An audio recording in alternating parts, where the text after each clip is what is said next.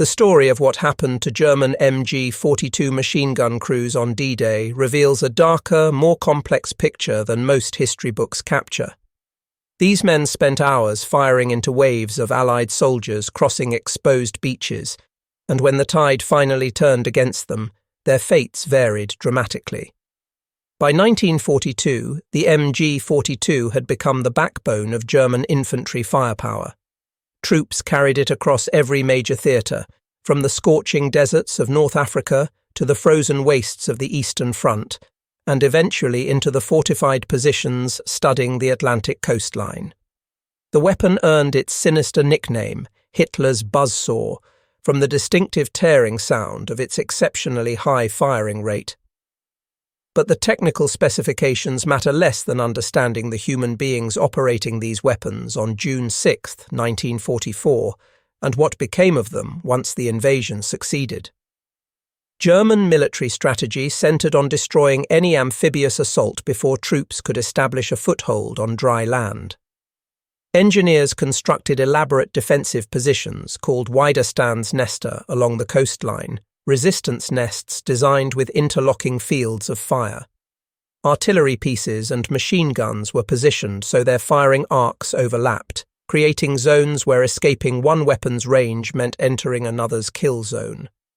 Omaha Beach featured approximately 15 such fortified positions, deliberately arranged to sweep the waterline with enfilading fire.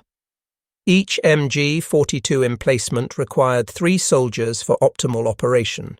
One man served as the primary gunner, a second assisted by feeding ammunition belts and replacing overheated barrels, while the third carried additional rounds. By mid-1944, crew composition varied wildly. Some had accumulated considerable combat experience over multiple campaigns. Others were fresh replacements who had never experienced incoming fire. Regardless of their backgrounds, all received identical instructions for the morning of June 6th. Maintain continuous fire until either the beach contained no living enemies or they themselves were dead. What these crews failed to understand was how thoroughly Allied intelligence had identified their positions. Every weapon that made them formidable also marked them as priority targets. Allied staff officers had conducted meticulous reconnaissance, locating camouflaged emplacements and cataloguing the defensive network. The invasion plan appeared straightforward on paper. Aerial bombardment and naval artillery would obliterate the fortifications before troops landed, leaving only scattered survivors to be mopped up. The actual execution diverged catastrophically from this vision. When landing craft doors dropped, numerous machine guns remained fully operational. The pre-dawn naval bombardment had been massive in scale. Battleships, cruisers, and destroyers fired thousands of shells at the fortified bluffs. However, reinforced concrete proved remarkably resilient to direct impacts, and many defensive positions survived intact. German soldiers inside these bunkers understood something unprecedented was approaching when they glimpsed the horizon packed solid with vessels and landing craft. British and Canadian sectors benefited from specialised armoured vehicles, nicknamed Hobart's Funnies, which proved instrumental in neutralising stubborn strongpoints. Omaha Beach was supposed to receive similar support from duplex-drive amphibious tanks. Instead, disaster struck. 32 tanks launched in the initial assault wave. 27 immediately sank. 5 reached shore, but only 3 remained combat-capable, and these were swiftly destroyed. The responsibility for eliminating active MG42 positions fell entirely on infantry, transforming the operation into wholesale slaughter. German tactics maximised the MG42's lethal potential beyond its raw firepower. One favoured technique involved aiming deliberately low, a method crews called mowing the grass. Rounds struck legs and lower bodies, dropping men into the surf where they drowned or bled out. Medics attempting rescues became secondary targets. Another deceptive practice paired 2 guns. One fired tracer rounds high, suggesting poor aim, while a concealed weapon at proper elevation inflicted the actual casualties. These methods were straightforward, brutal, and devastatingly effective at catching attackers off guard. As initial waves reached the sand, careful planning evaporated into chaos. Casualties mounted rapidly. Small units moved independently, exploiting whatever minimal cover existed on beaches offering almost none: tank obstacles, shell craters, even corpses. Training emphasized rushing forward during the MG42's brief pauses for belt changes or barrel replacement. Officers screamed at paralyzed soldiers to sprint during these seconds-long windows. In one sector, a sergeant assembled a small team equipped with a bazooka to assault strongpoint WN61, which was raking the beach mercilessly. They destroyed a 50mm anti-tank gun supporting the machine gun positions, then advanced methodically to eliminate the MG42 nests through close-quarters combat. 7 defenders died.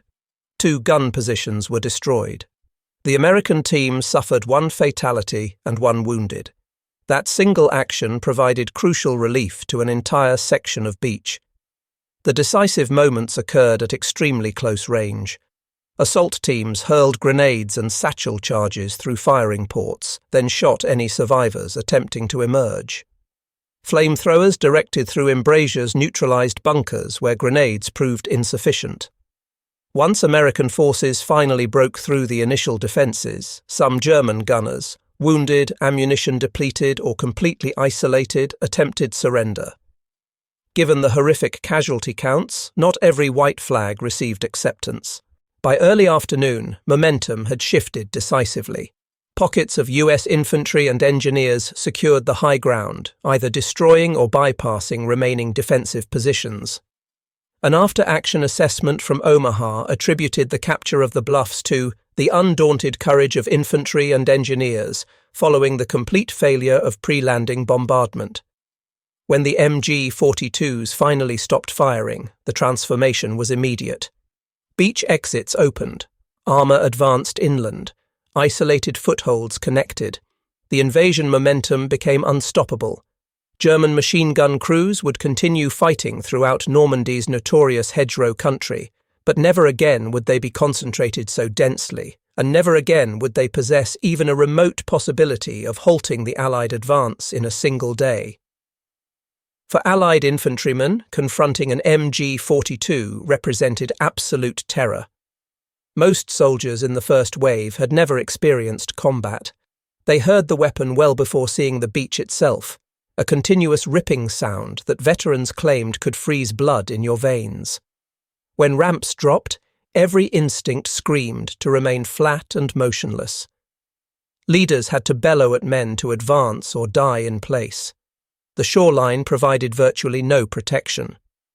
Army medic Ray Lambert remembered rounds slicing through the water, striking men already struggling in the surf. On Dog Green sector, one company sustained nearly 90% casualties within minutes. Yet soldiers continued pushing forward, some following orders, some driven by duty, some because stopping guaranteed death. From behind the gun sights, the perspective differed, yet proved equally harrowing. At Strongpoint, WN62 above Omaha, 20-year-old Heinrich Severloh operated an MG42 as dawn arrived. He later described the approaching armada as surreal, impossible to fully comprehend. When the first landing craft entered range, he opened fire and maintained it for hours, burning through approximately 12,000 rounds over roughly 9 hours. His assistant disappeared. Comrades fell around him.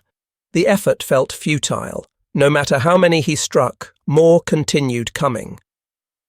By early afternoon, ammunition exhausted and his position collapsing, he seized a rifle and fled, scrambling through craters and hedges until darkness provided cover. The following morning he surrendered, carefully avoiding any mention of having been a machine gunner. Many never received that opportunity. Some died inside their bunkers. Others, captured alive, expressed astonishment at being spared given the carnage they had inflicted. The trauma cut both directions. Veterans never forgot the MG42's fury. German survivors carried memories of faces that haunted them. Technical diagrams couldn't capture the reality of closing with an MG42, It meant crawling to within meters while under heavy fire, gambling your life that the gunner wouldn't detect you. More than a few fell mere steps from their objective. Inside bunkers, fights were abbreviated, savage and final. For MG42 crews, these were the most dreaded moments. The same thick firing ports protecting them from frontal assault trapped them when attackers got close. Continue fighting and be overrun or attempt surrender, neither option provided comfort. Machine gun teams understood they were priority targets and feared reprisals. Most Allied troops adhered to the 1929 Geneva Convention and took prisoners. Nevertheless, accounts exist of MG42 teams being shot immediately by men who had just witnessed friends killed. Professional detachment proves difficult to maintain in the seconds following a massacre. That uncertainty pervaded every decision during those final desperate moments. Not every gunner was an ideological Nazi. Some were conscripts from Eastern Europe, fighting from fear rather than loyalty. A few surrendered the moment hope vanished. Others fought on, convinced surrender wouldn't save them anyway. The mental strain was crushing, hearing footsteps overhead, waiting for the thud of an incoming grenade. When the end arrived, it wasn't always relief. Reports exist, though rarely documented, of isolated reprisals during the Normandy campaign, particularly against captured machine gun crews. Such incidents were seldom officially recorded, overshadowed by the triumph of establishing a new front that would help conclude the war. Survival didn't erase memories. Men like Sevelo returned to farms and quiet towns, carrying mourning they couldn't forget. He spoke little about Omaha for decades, then later contacted families of fallen comrades. He even met David Silver, an American veteran he had wounded. Two former enemies sat together, something unimaginable in 1944, and found a fragment of peace. Many German veterans led quiet civilian lives, discussing the MG42 only with those who understood. For them, the weapon represented both professional pride and private burden. In memoirs, when authors write "a machine gun opened up," they typically mean the MG42. Films like The Longest Day and Saving Private Ryan kept its distinctive buzzsaw sound alive in popular memory. Meanwhile, the concrete bunkers along Normandy's coast still stand as silent monuments to its power and the scars it carved on both sides of that terrible morning.